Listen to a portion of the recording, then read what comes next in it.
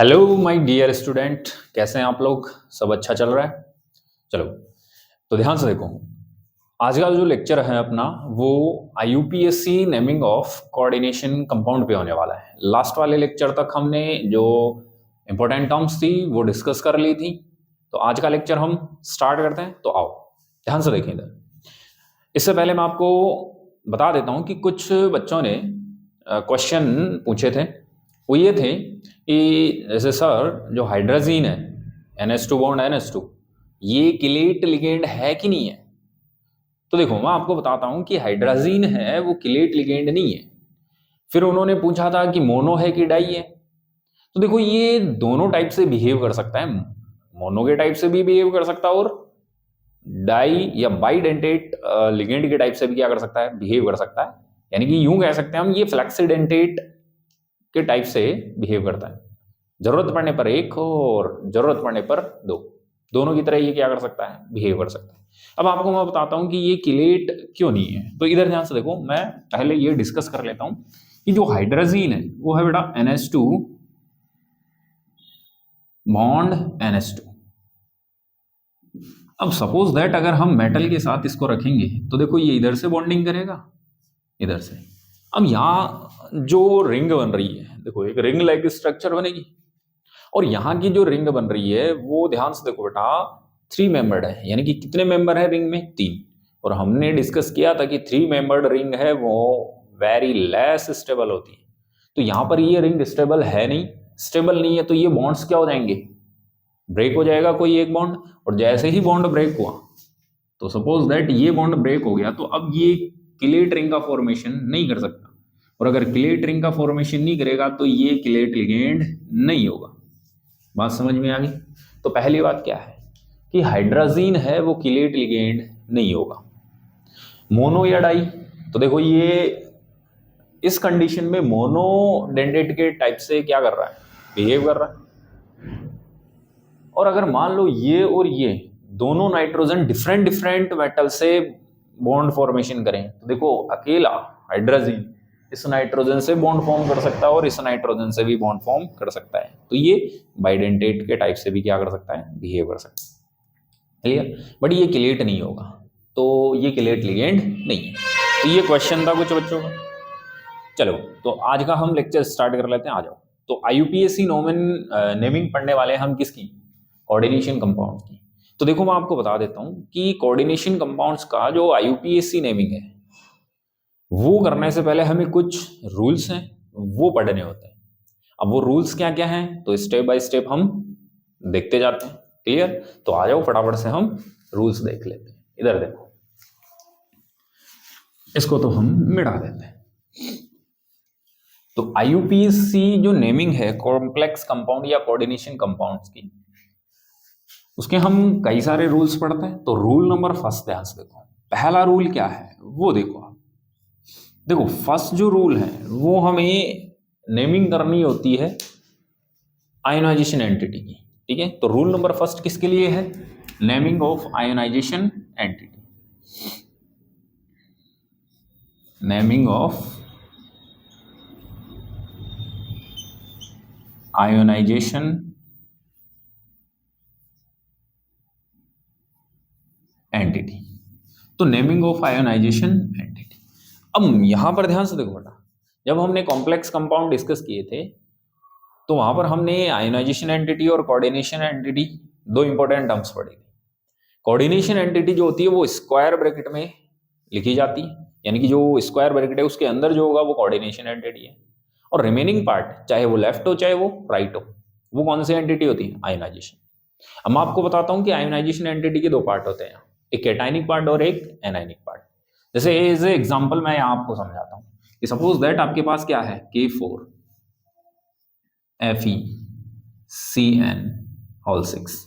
देखो इस पार्ट को तो हम कौन सा एंटिटी बोल रहे थे, कोऑर्डिनेशन एंटिटी। और जो लेफ्ट साइड हो, देखो ये कौन सा साइड है, लेफ्ट, और ये कौन सा साइड है, राइट। तो चाहे इधर हो या इधर हो, तो जो रिमेनिंग पार्ट रह गया इसके अलावा कोऑर्डिनेशन कंपाउंड का, वो कौन सा एंटिटी होता है, आयोनाइजेशन एंटिटी। अब आयोनाइजेशन एंटिटी के कितने पार्ट हैं? दो, पॉजिटिव और नेगेटिव।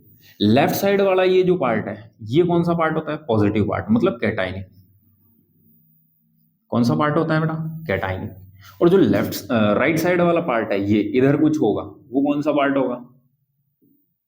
एनाइनिक। तो कोऑर्डिनेशन आयोनाइजेशन जो एंटिटी है, कौन सी एंटिटी? आयोनाइजेशन एंटिटी, उसके भी कितने पार्ट है बेटा? दो पार्ट है, पहला कैटाइनिक पार्ट और दूसरा एनाइनिक पार्ट। क्लियर है? आ गई बात समझ में? देखो, आयोनाइजेशन एंटिटी में हम पहले कौन से पार्ट का नाम लिखते हैं? कैटाइनिक पार्ट या पॉजिटिव पार्ट का। ठीक है, तो यहां पर ध्यान से देखते रहना।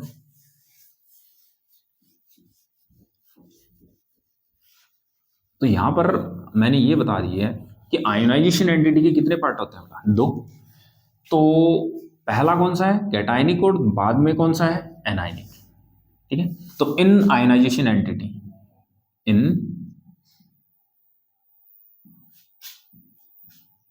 इन आयोनाइजेशन एंटिटी, इन ionization entity, cationic part,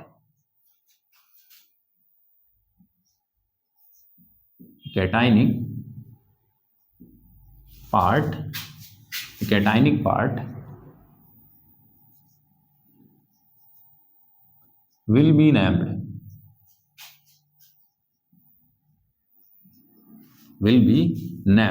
first,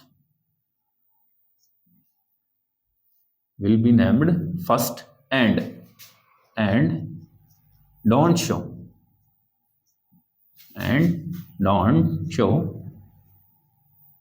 the number of ions, and don't show the number of ions,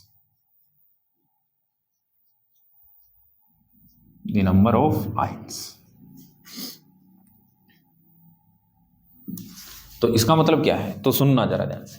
हमने अभी अभी डिस्कस किया है कि जो आयोनाइजेशन एंटिटी है उसमें कितने पार्ट होते हैं? दो, एक एनाइनिक और एक कैटाइनिक। सबसे पहले नाम हम कौन से पार्ट का लिखेंगे? कैटाइनिक पार्ट का, या यूं कह सकते हैं पॉजिटिव पार्ट का। तो सबसे पहले आयोनाइजेशन एंटिटी में सबसे पहले कौन से पार्ट का नाम लिखा जाएगा? कैटाइनिक पार्ट का नाम सबसे पहले लिखा जाएगा। और जो कैटाइंस का नंबर है, ठीक है, जो कैटाइंस का नंबर है या आइंस का जो नंबर है, उनको शो नहीं करेंगे। बात समझ में आ गई? देखो, एक एग्जांपल से मैं आपको बता देता हूं। जैसे एग्जांपल की बात कर लें, तो जैसे आपके पास अभी अभी हमने देखा था K4 FeCN6। बताओ यहां पर कैटाइनिक पार्ट कौन सा है? देखो, ये कोऑर्डिनेशन एंटिटी है। हमें कोऑर्डिनेशन एंटिटी से अभी कोई मतलब नहीं है, हमें कौन सी एंटिटी से मतलब है? आयोनाइजेशन एंटिटी से। और आयोनाइजेशन एंटिटी का लेफ्ट साइड वाला पार्ट होता है, ये कौन सा पार्ट है? कैटाइनिक। कौन सा पार्ट है? कैटाइनिक। और कैटाइनिक पार्ट के अंदर कैटाइन कौन है? के, यानी कि पोटेशियम। तो इसका ओनली क्या लिखेंगे? नाम।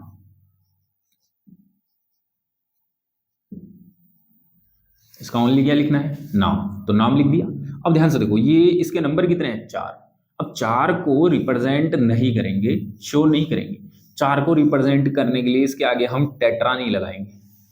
टेट्रा का मतलब कितना है? 4। ठीक है, तो यहां कोई टेट्रा पोटेशियम नहीं लिखेंगे। ओनली हमें क्या लिखना है? नेम। ओनली नेम लिखना है, नंबर्स को शो नहीं करना है। तो K4 में हम ओनली क्या लिखेंगे? पोटेशियम। ये नहीं लिखेंगे कि 4 है तो यहां टेट्रा पोटेशियम। समझ में आ गई? तो ये वाली चीज आपको ध्यान रखना है, पहली बात। तो आयोनाइजेशन एंटिटी में सबसे पहले कौन से पार्ट का नाम लिखा जाएगा? कैटाइनिक, पॉजिटिव पार्ट का नाम। और कैटाइंस, या यूं कह सकते हैं जो पॉजिटिव आइंस हैं उनके नंबर को शो नहीं करेंगे, ओनली नेम। क्लियर? तो पॉइंट नंबर फर्स्ट हो गया ये। अगली बात करते हैं, पॉइंट नंबर 2। पॉइंट नंबर 2 क्या है? सपोज दैट कि अगर कैटाइनिक पार्ट में या पॉजिटिव पार्ट में डी ब्लॉक एलिमेंट है। क्या है? D block element. तो ध्यान से देखो, डी ब्लॉक एलिमेंट के नाम के बाद उसकी ओएस भी क्या की जाएगी? रिप्रेजेंट की जाएगी। फर्स्ट है तो फर्स्ट, सेकंड है तो सेकंड, और वो भी किसमें? रोमन नंबर्स में। किनमें? रोमन नंबर्स में। तो यहां हम लिख सकते हैं if D block elements, if D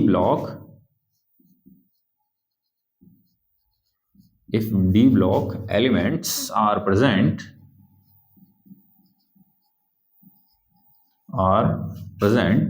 in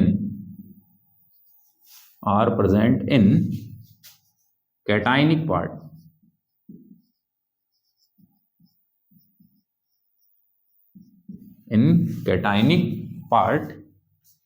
then its OS written in या write in, then its OS write in small bracket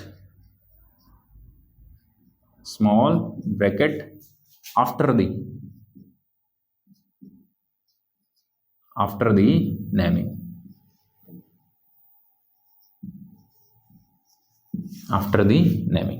clear है।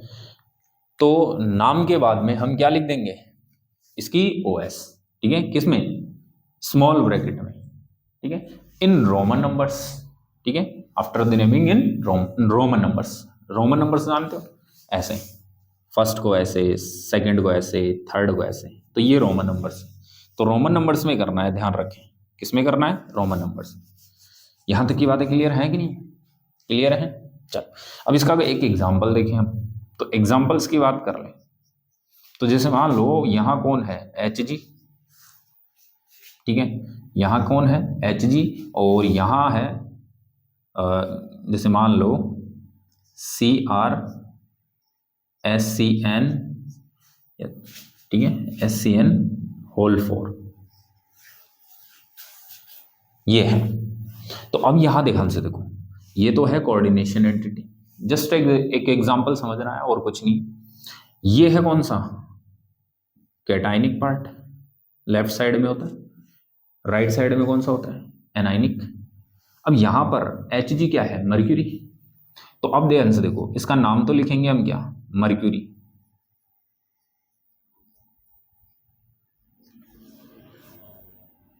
ठीक है, और इसके नाम के बाद में इसकी OS, और Hg की OS जनरली क्या होती है, +1, तो मर्क्यूरी 1 ये लिखना है। नंबर्स रिप्रेजेंट करते नहीं है, जैसे कि ये रहा, ठीक है, तो ये हो गया मर्क्यूरी, क्लियर है। तो naming of ionisation entity clear हो गया।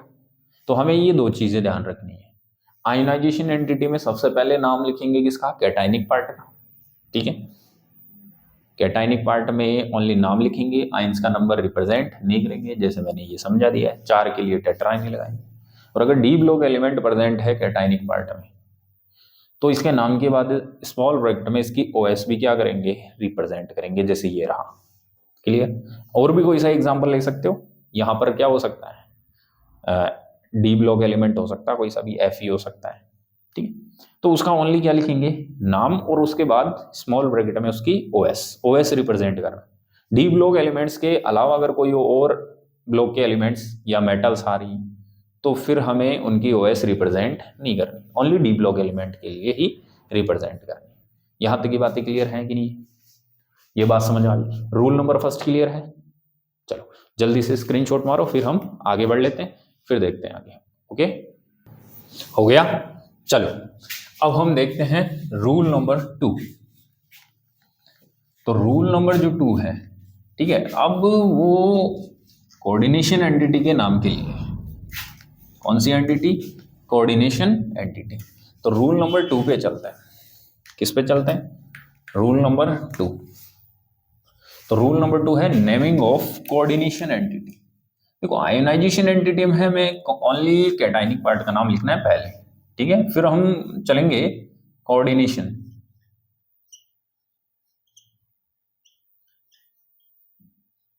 Naming of coordination entity. तो अब हम सेकंड नंबर पे कोऑर्डिनेशन एंटिटी का क्या करने वाले हैं, नाम लिखने वाले हैं। अब ध्यान से देखो, जब हमने इंपॉर्टेंट टर्म्स डिस्कस की थी, तो उस टाइम पे मैंने कोऑर्डिनेशन एंटिटी के अंदर बताया था कि 2 चीजें प्रेजेंट होती हैं। कौन कौन सी, एक तो CMI, एक तो कौन प्रेजेंट होता है, CMI, और एक प्रेजेंट होता है लिगेंड। अब प्रॉब्लम यहां ये आ गई कि पहले हम किसका नाम लिखें, लिगेंड का लिखें कि CMI का। तो ध्यान से सुनना, रूल नंबर 2 के अंदर कोऑर्डिनेशन एंटिटी, इसके नाम के अंदर सबसे पहले हमें नेमिंग करनी होती है किसकी, लिगेंड की। तो यहां पर फर्स्ट हम क्या लिखेंगे, naming of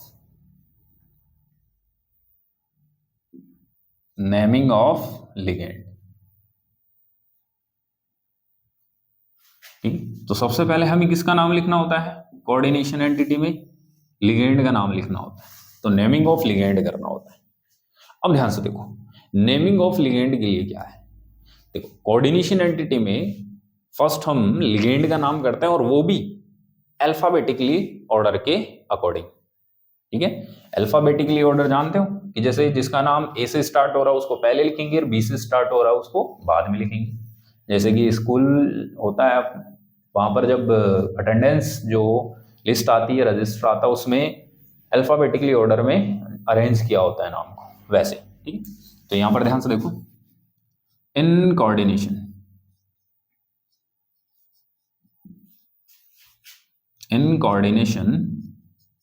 entity, in coordination entity ligands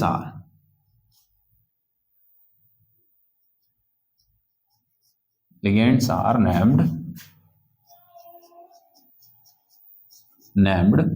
first in alphabetically order, in alphabetically order। तो अल्फाबेटिकली ऑर्डर के अंदर हमें लिगेंड्स का क्या करना होता है, नाम लिखना होता है। सबसे पहले कोऑर्डिनेशन एंटिटी में सबसे पहले नाम ही किसका लिखना होता है, लिगेंड का, और वो भी किसके अकॉर्डिंग लिखना होता है, अल्फाबेटिकली ऑर्डर के अकॉर्डिंग। क्लियर, अभी मैं समझाऊंगा कि कैसे। फिर ये हो गया पॉइंट नंबर फर्स्ट। फिर पॉइंट नंबर टू क्या है, देखो लिगेंड्स के जो नंबर होते हैं, आयोनाइजेशन एंटिटी में कैटायनिक पार्ट में जो कैटाइंस हैं उनके नंबर को रिप्रेजेंट नहीं करते, ये मैंने समझा दिया। बट कोऑर्डिनेशन एंटिटी में जो लिगेंड्स हैं उनके नंबर को रिप्रेजेंट करने के लिए कुछ प्रीफिक्स यूज करते हैं। क्या यूज करते हैं, प्रीफिक्स क्या होते हैं, पूर्व लग्न, जो नाम से कहाँ लगते हैं, नाम से ही पता चल रहा है, देखो पूर्व लग्न पहले लगने वाले, तो इनको नाम से पहले लगाया जाता है। तो लिगेंड का नाम लिखेंगे उससे पहले ये कुछ प्रीफिक्स हैं, कुछ पूर्व लग्न है, वो लिखने जरूरी है। तो अब वो कौन कौन से हैं हम देख लेते हैं, तो ध्यान से देख, तो यहां पर ध्यान से लिखना, द प्रीफिक्स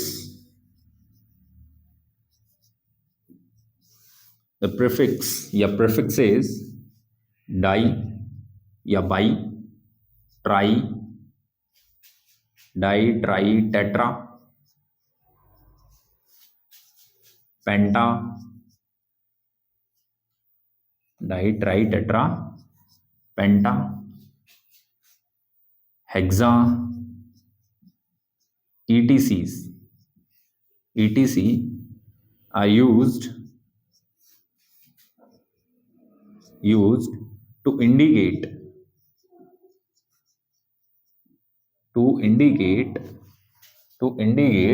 the number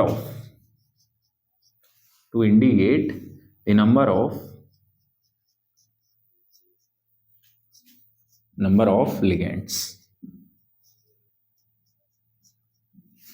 तो लिगेंड्स के नंबर को दर्शाने के लिए या इंडिकेट करने के लिए कुछ प्रीफिक्स हैं, कुछ पूर्व लग्न हैं जो हम लगाते हैं। जैसे डाई कितने के लिए लगाएंगे, 2। अगर लिगेंड का नंबर कितना है, 2, तो डाई। 3 है ट्राई, लिगेंड के नंबर 4 है टेट्रा, लिगेंड के नंबर कितने हैं, 5, यानी कि 5 लिगेंड है पेंटा, लिगेंड के नंबर 6 है हेक्सा। समझ में आ गई। तो ये प्रीफिक्स हम यूज करते हैं लिगेंड के नंबर को इंडिकेट करने या रिप्रेजेंट करने के लिए। जैसे मैं एग्जांपल बताता हूं, तो इधर ध्यान से देखो एग्जांपल। जैसे आपके पास है Cr NH3 whole thrice H2O whole thrice. Clear? ये है। अब यहां पर ध्यान से देखो, ऊपर चार्ज है कितना, +3। देखो ये है कोऑर्डिनेशन एंटिटी, दिख रहा है कोऑर्डिनेशन एंटिटी स्क्वायर ब्रैकेट में। यहां दो चीजें होती हैं, एक CMI, ये कौन है, CMI। बाकी के जो भी होते हैं वो होते हैं लिगेंड। तो यहां लिगेंड कितने हैं, 2। देखो ये होता है एमाइन, ये क्या होता है, एमाइन, हमने लिखा रखा है लिगेंड में NH3 एमाइन होता है। और H2O क्या होता है, एक्वा। तो देखो ये एमाइन, ये एक्वा। अब यहां पर दोनों ही, ये भी A से स्टार्ट है और ये भी किससे स्टार्ट है, A से।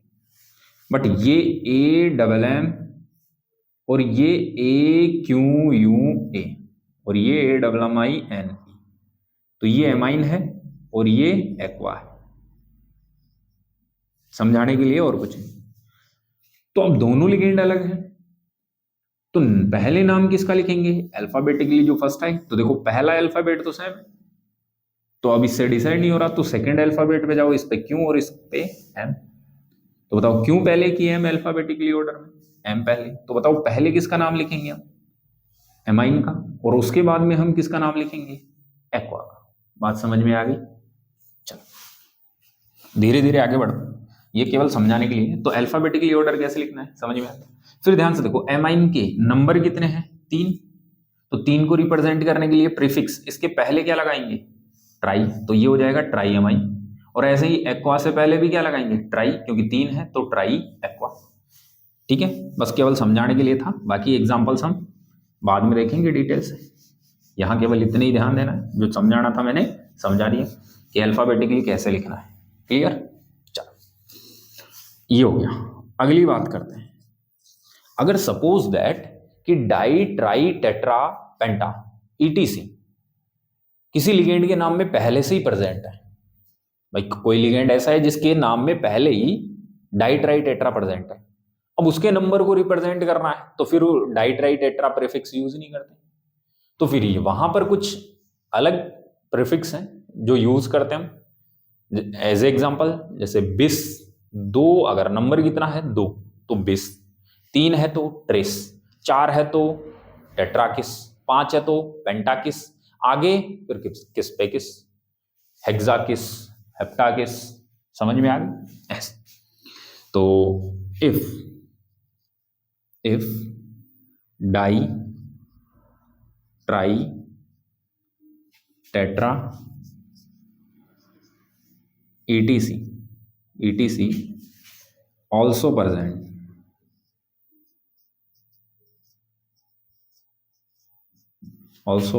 present in the name of ligand या in the ligand ETC also present in the ligand, then या in the name of ligand कर देते हैं और भी अच्छा, ligand के नाम में, ठीक है, present in the name of ligand, in the name of ligand,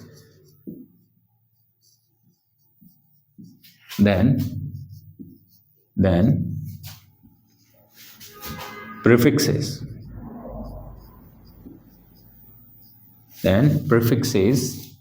bis, tres, tetragus,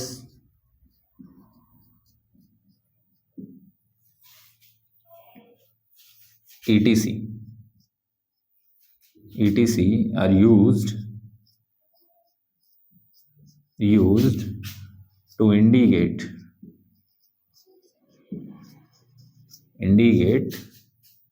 the number of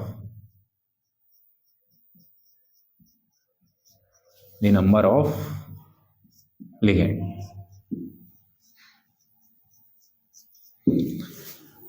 indicate the number of ligand. तो इसका मतलब समझो, इसका मतलब ये है कि अगर लिगेंड के नाम में पहले से डाई ट्राई टेट्रा ये सब क्या है, प्रेजेंट है, तो उस लिगेंड के नंबर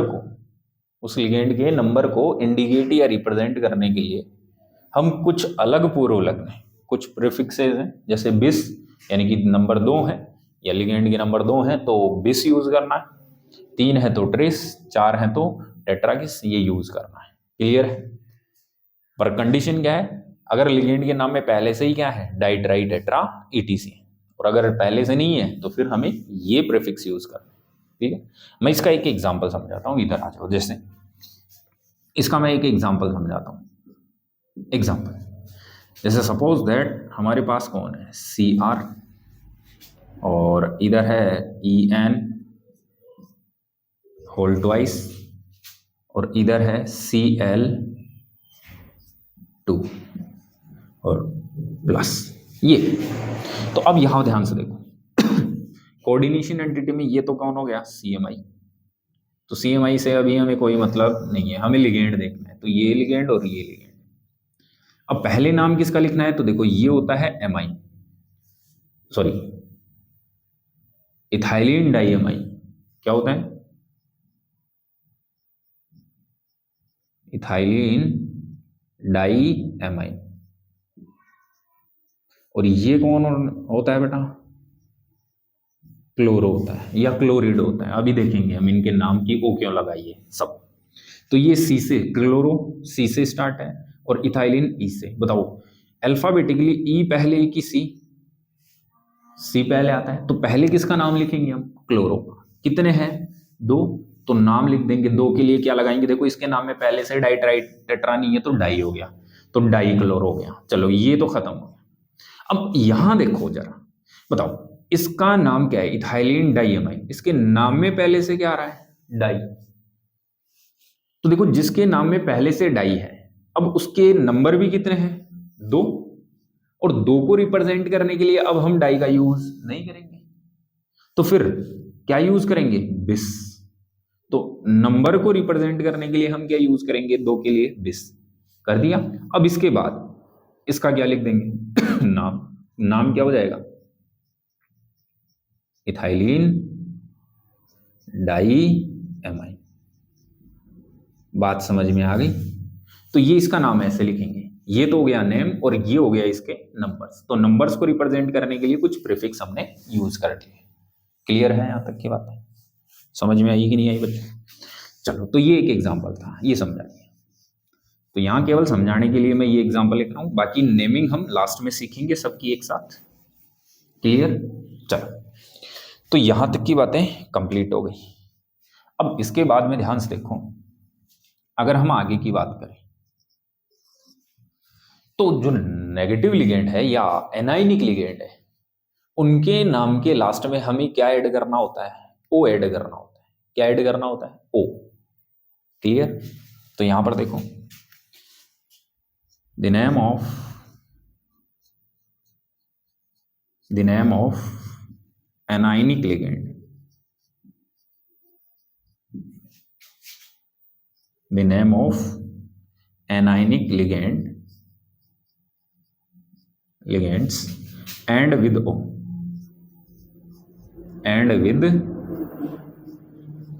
O, या कुछ बुकों में IDO लिखा होता है, IDO, इडो। तो आप O या इडो, IDO दोनों यूज कर सकते हैं।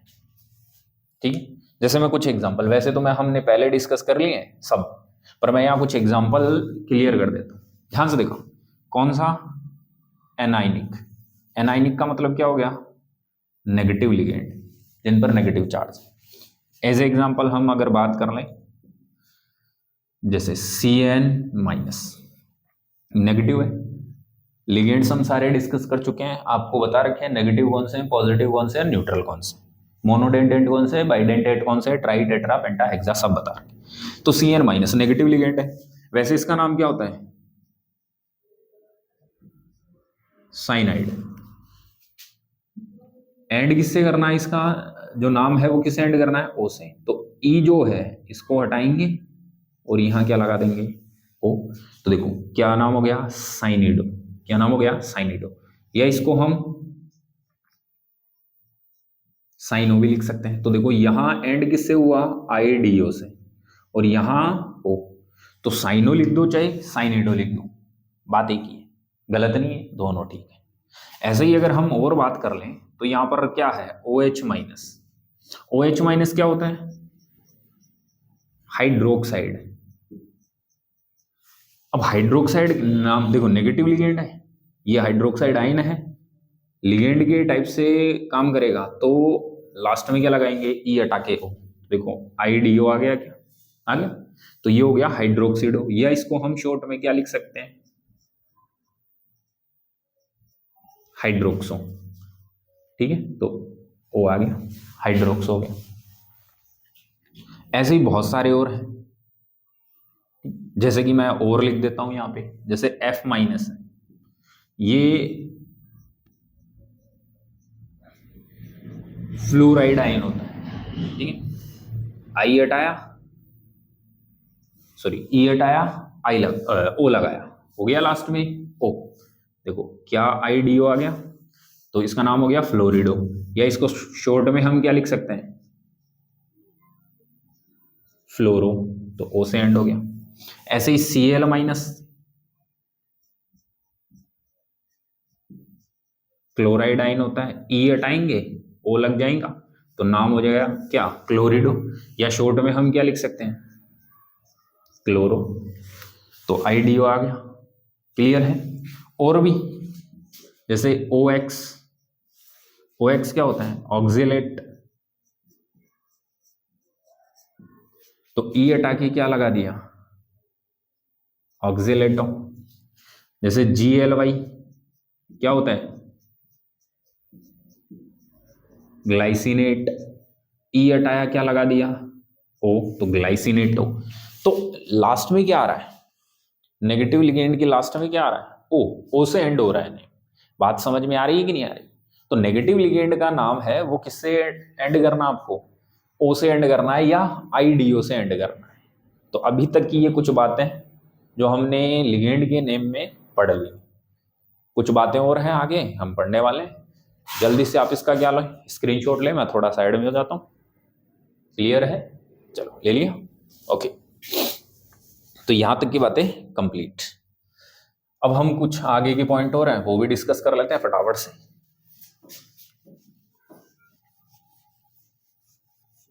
यहां पर हम नेक्स्ट अगर बात करें आगे, तो देखो नेगेटिव जो या एनाइनिक जो लिगेंड है, उनका नाम तो किससे एंड हो रहा है, बताओ, ओ या IDO से। तो अगर कोई कैटाइनिक या पॉजिटिव लिगेंड आ गया, एक ही बात है, तो उसके नाम के लास्ट में हम क्या ऐड करने वाले हैं, या यूं कह सकते हैं उसका जो नाम है वो किससे एंड होने वाला है। तो जो पॉजिटिव लिगेंड है उनका नाम IUM, EM से एंड होता है, किससे, IUM, EM से, समझ गए हो। यहां पर ध्यान से देखो, कुछ मैंने समझा दिए नेगेटिव लिगेंड के, बाकियों को इसी तरीके से आपको लास्ट में जो ई आ रहा है उसको क्या करना है, हटाना है, और उसकी जगह क्या लगा देना है, ओ, ई हटा के ओ लगा दो, तो ई को ओ से रिप्लेस कर दो। तो जितने भी हमने नेगेटिव लिगेंड देखे हैं वहां जो नाम लिखे थे उनके, बस उनके नाम में जो ई है उसको हटाते जाओ और क्या लगाते जाओ, ओ, वही IUPAC नेम हो गया उसका। तो नेगेटिव लिगेंड हमने डिस्कस कर चुके या कर रखे हैं, बस आपको ई हटाना है, क्या लगाना है, ओ, जैसे मैंने यहाँ पे समझा दिया। तो बाकी आप सब लिख सकते हैं, हम दोबारा उनको यहां बार बार लिखें क्या ही मतलब है, आपको समझ में आ गया, बस आप लिख सकते हैं। चलो, तो ये बातें हो गई किसकी, नेगेटिव लिगेंड की या एनाइनिक लिगेंड की। अब हम अगली बात कर लेते हैं कैटाइनिक लिगेंड की या पॉजिटिव लिगेंड। तो अगला जो पॉइंट है ध्यान से देखो, तो नेम ऑफ कैटाइनिक लिगेंड या पॉजिटिव लिगेंड, तो नेम ऑफ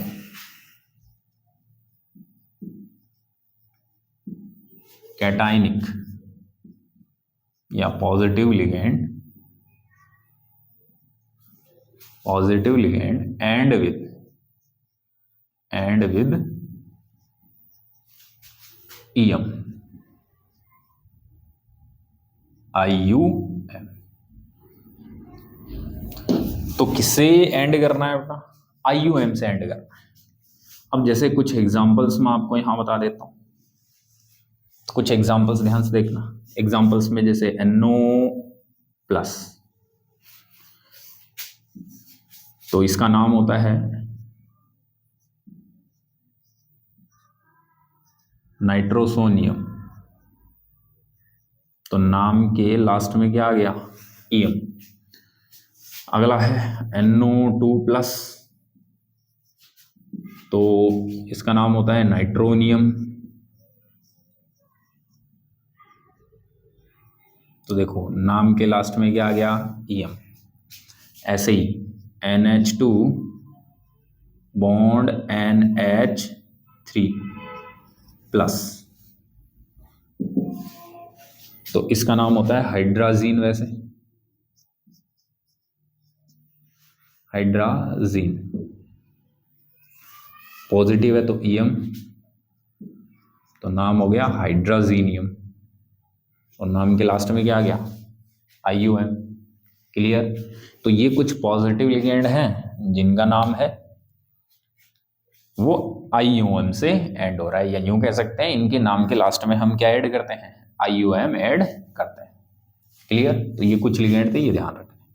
इसके बाद में देखो एनाइनिक और कैटाइनिक का हमने डिस्कस कर लिया।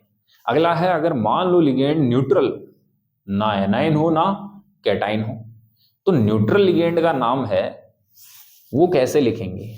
लास्ट में हम क्या ऐड करेंगे? तो ध्यान से सुनो, न्यूट्रल लिगेंड का नाम है वो रेगुलर नेम जो हम लिखते हैं वही लिखा जाता है, लास्ट में कोई EM या O हम ऐड नहीं करते। रेगुलर नेम जो हम लिखते जा रहे हैं, जैसे NH3 का एमाइन तो एमाइन, H2O का एक्वा तो एक्वा, CO का कार्बोनाइल तो कार्बोनाइल, NO का नाइट्रोसिल तो नाइट्रोसिल, ठीक है। EN का इथाइलिन डाइएमाइन तो इथाइलिन डाइएमाइन, या एथेन 1,2 डाई एमाइन। क्लियर? तो उसमें कोई चेंज नहीं करना। तो यहां पर हम लिख देंगे the name of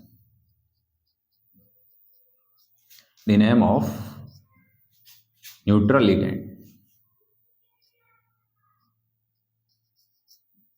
the name of neutral ligand and with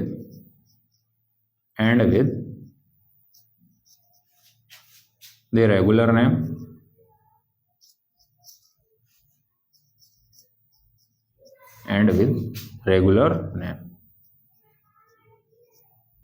तो जो रेगुलर नेम है वही हम इसका लिखते हैं, कोई EM या O ऐड नहीं करते।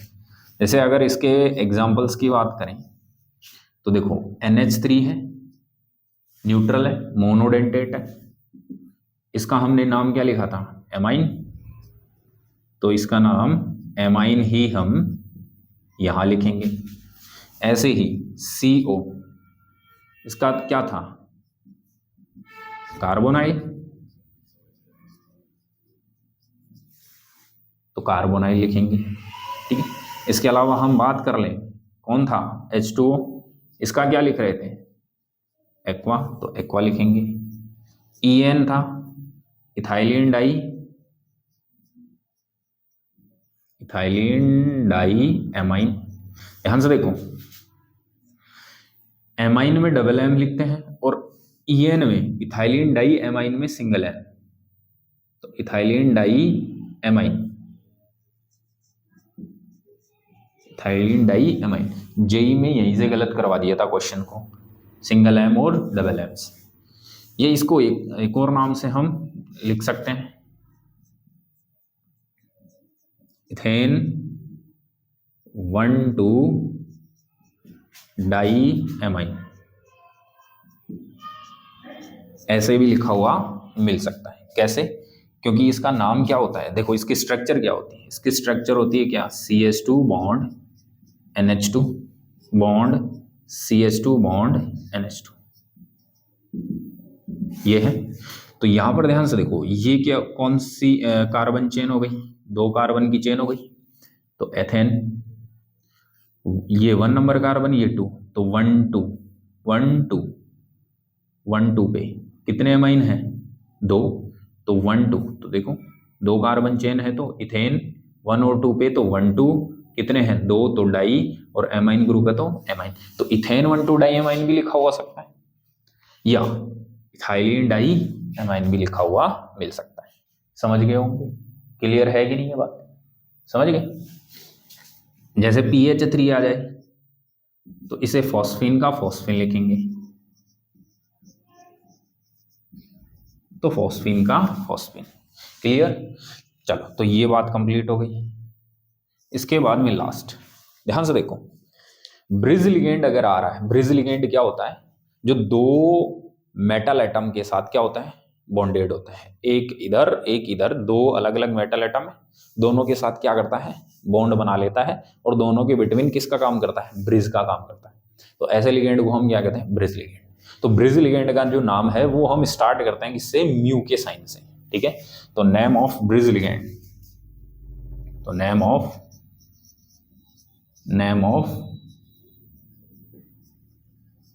Bridge ligand start with mu. तो उसके नाम से पहले हमें क्या लगाना है, म्यू लगाना है। तो ब्रिज लिगेंड का जो नाम है वो म्यू से स्टार्ट होने वाला है। समझ गए? तो ये बातें हो चुकी हैं किसकी, लिगेंड की। ये किसकी बातें हो चुकी हैं भाई, लिगेंड की। तो लिगेंड के नेम में अपने को इतनी सारी बातें क्या हैं, ध्यान में रखनी। न्यूट्रल लिगेंड और भी कई सारे हो सकते हैं जो हमने पहले डिस्कस कर लिए हैं, जो नाम है वो के वो हमें लिखने हैं, इनके नाम में कोई चेंज नहीं करना। और ब्रिज लिगेंड का नाम है वो म्यू से हमें स्टार्ट करना है जब भी हम ब्रिज लिगेंड का नाम लिखेंगे, वो हम एग्जाम्पल में चेक करेंगे कि कैसे। क्लियर है? चलो, तो ये नेम ऑफ लिगेंड क्या हो चुका है यहाँ कंप्लीट। अब हम अगला second, name of CMI, central metal ion या एटम, उस पे चलते हैं। इससे पहले आप इसका क्या ले लो, स्क्रीनशॉट ले लो फटाफट से, जल्दी से। चलो, ले लिया? तो अब हम अगला जो कोऑर्डिनेशन एंटिटी के अंदर नेमिंग करने वाले हैं, वो हम किसका करने वाले हैं, वो हम करने वाले हैं CMI का। तो नेम ऑफ, यहाँ लिगेंड की जगह इस बार क्या लिखेंगे, CMI, क्योंकि कोऑर्डिनेशन एंटिटी में दो चीजें होती हैं, लिगेंड और CMI। लिगेंड का नेमिंग सबसे पहले करना होता है, और लिगेंड के नेमिंग के लिए हमें क्या क्या ध्यान रखनी है, वो सारी बातें हमने देख ली है। अब नेमिंग जैसे ही लिगेंड की कंप्लीट होती है, उसके बाद हम नेमिंग करते हैं किसकी, बताओ, CMI की, सेंट्रल मेटल आयन, या CMA, सेंट्रल मेटल एटम। तो उसका हमें क्या करना है, नेमिंग करना है। चलो, तो वो हम डिस्कस कर लेते हैं कि CMI का जो नेमिंग है वो हम कैसे करें। चलो आओ,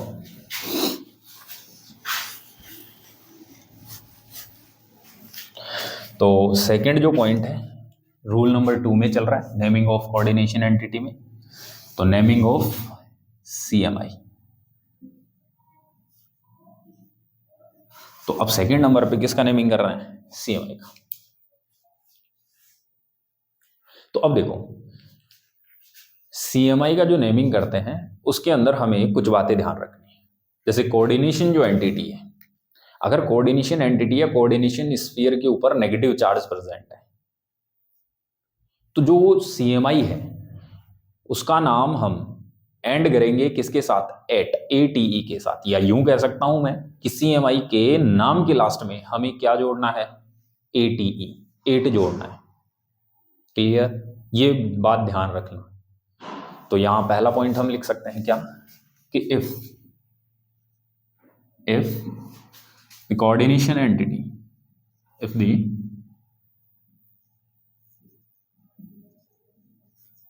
if the coordination entity having negative charge,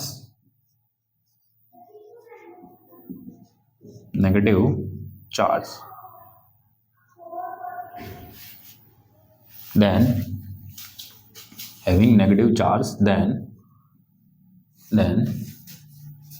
the name of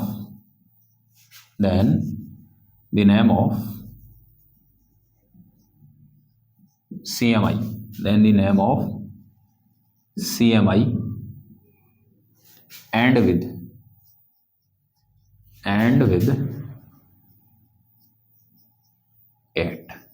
ATE।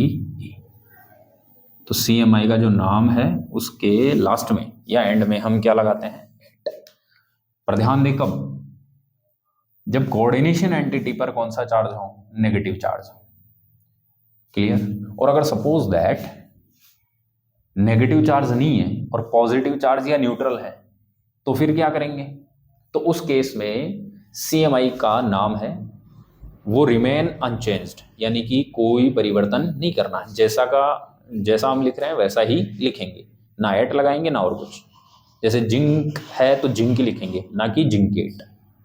Clear. Copper है कॉपर ही लिखेंगे, फेरस है फेरस लिखेंगे, कोई एट नहीं लगाना। क्लियर। जैसा है वैसा ही लिखेंगे। तो यहां अगला पॉइंट लिख सकते हैं हम, if coordination entity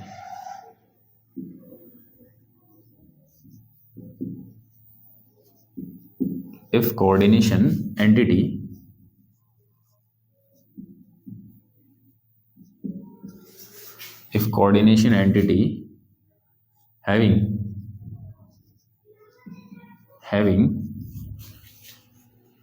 positive charge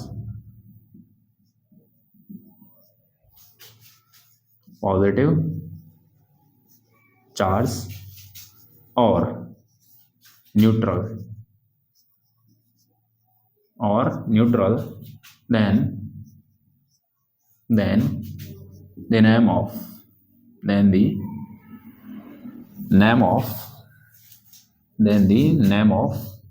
CMI remain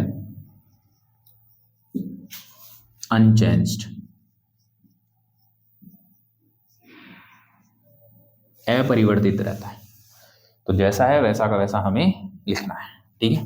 तो ये दो बातें हमें ध्यान रखनी। फिर जैसे ही CMI का नाम क्या हो जाए, कंप्लीट, भाई हमने CMI का नाम लिख दिया है, उसके बाद में CMI की जो OS है उसको स्मॉल ब्रैकेट में और रोमन नंबर्स में रिप्रेजेंट करते हैं। ठीक है। तो the OS of CMI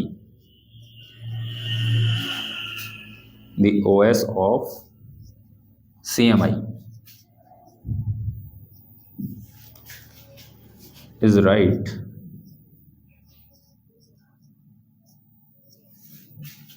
in small bracket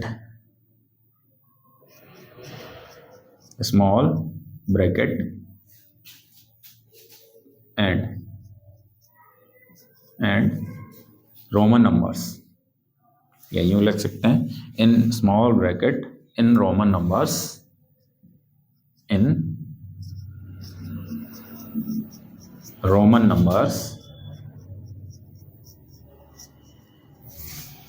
after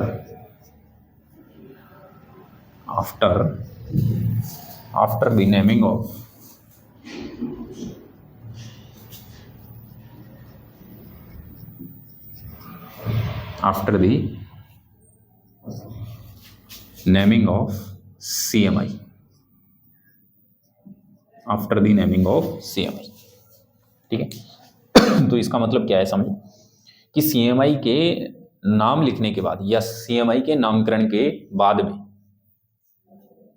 इसकी OS, किसकी, CMI की OS है वो स्मॉल ब्रैकेट में और रोमन नंबर्स के अंदर लिखी जाती है। कब लिखी जाएगी, CMI के नाम के बाद में। जैसे ही हम CMI का नाम लिख देंगे उसके बाद में इसकी OS को स्मॉल ब्रैकेट में और रोमन नंबर्स में लिख देंगे। क्लियर है। तो ये तीन बातें आपको क्या करनी है, ध्यान रखनी है। इसके बाद में रूल नंबर 3। तो देखो रूल नंबर 2 कंप्लीट हो चुका है, naming of coordination entity complete हो गया, नेमिंग ऑफ CMI कंप्लीट हो गया है। लिगेंड कंप्लीट हो गया है। तो rule number 3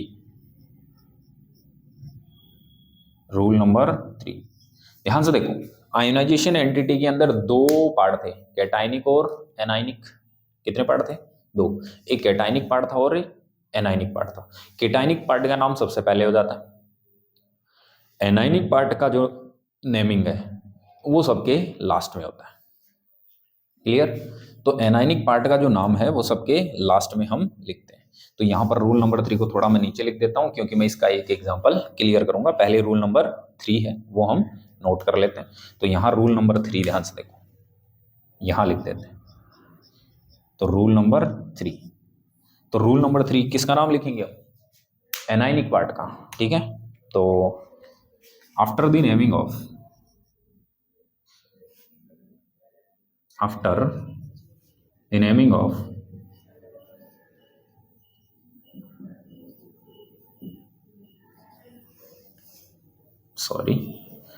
the naming of coordination entity,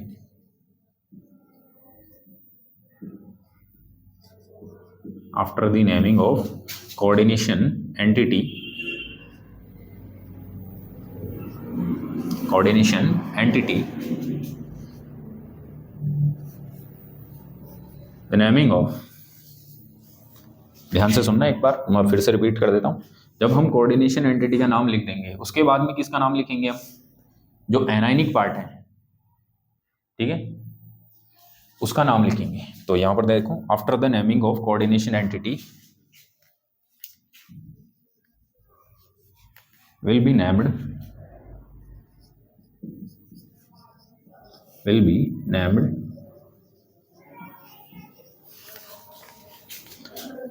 the anionic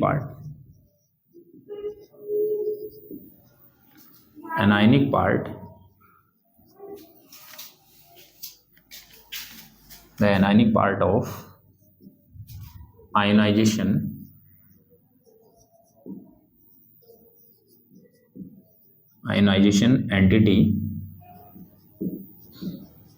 entity and the number of ions, and don't show, direct लिख देता हूं मैं, and don't show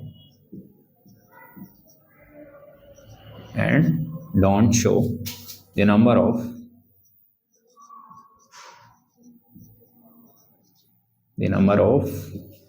anions